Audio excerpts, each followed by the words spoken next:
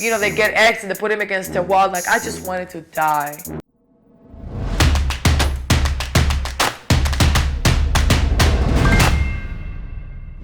One time, X was wanted for a case that he had going on in Arizona at the time. And we was already on the run. Not because he was running from something that he was doing wrong. It was because at the time it was necessary until the case was a little resolved by his lawyers at the time that it was okay for him to come in and present himself to the case that was going on. So he needed to lay real low. And we actually went to one of our very, very good friend of ours. His name is, he's a producer, and his name is Scott Storch. So we ended up staying there for a few days, you know, and all of a sudden I wake up to thousands of texts that Sheriff Joe Arpaio had just put a warrant out on Earl Simmons, which is DMX.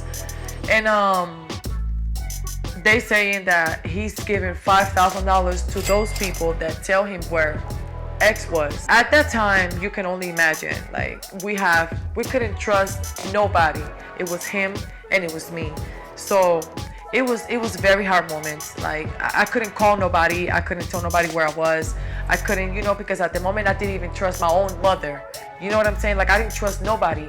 And that's how we was feeling. That very next morning, we wake up to like bang like on the door. It was one of the guys that he was working at the house at the time, and he said the F.B.I. was outdoor, and I'm over here scared to death. You know what I'm saying? And X is like, fuck it, ain't no way out. Let him in. What the are you supposed to do? You got trucks, you got helicopters on top of the house, you got crawling on the fucking window, you got niggas with fucking tanks tear this fucking gate down. A fucking movie.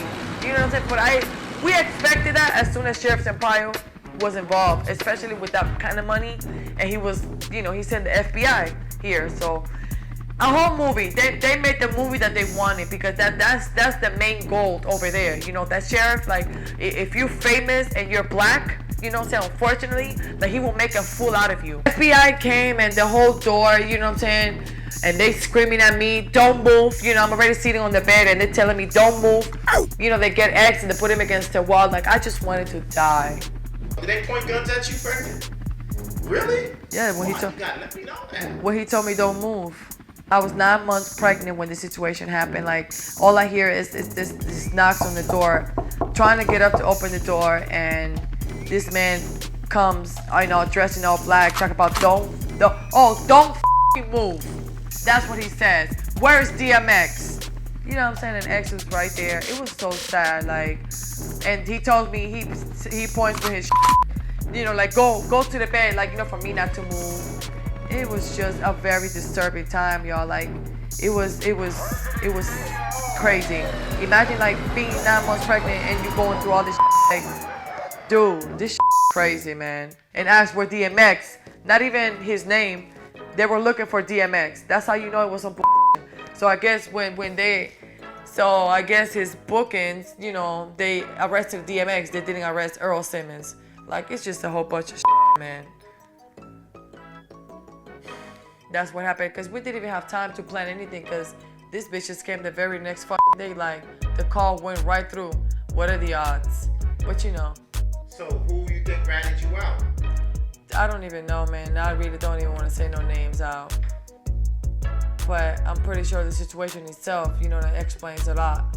Like, you know, one day he has a warrant and the next very day the FBI is at your door. Like, that sounds kind of odd, but you know, that's basically what it was. And that was, my lovely friends, another X-File by yours truly.